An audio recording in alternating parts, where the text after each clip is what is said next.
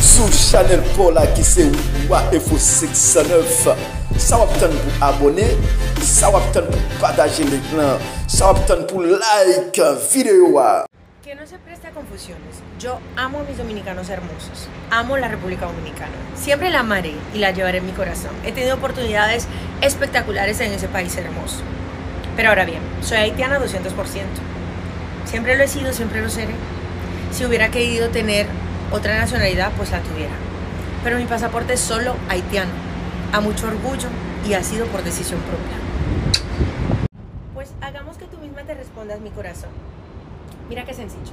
Juan Pablo Duarte, padre de la patria dominicana, fue exiliado. ¿Crees que durante su exilio fue menos dominicano, amó menos su país, dejó de luchar por República Dominicana? Juan Bosch también estuvo en el exilio. ¿Crees que solo haga menos dominicano o ame menos su país porque tuvo que salir del país? Pues ahí está tu respuesta. Yo me fui de Haití en exilio político. No me fui de Haití porque quería irme de mi país. Y la realidad es que sin importar dónde yo esté, Haití siempre va a estar conmigo. Llevo Haití en alto, mi bandera, mi gente. Los amo y siempre voy a hacer lo que pueda para ayudar a mi pueblo, sin importar dónde yo esté. Así que realmente tu comentario no tiene sentido en mi corazón.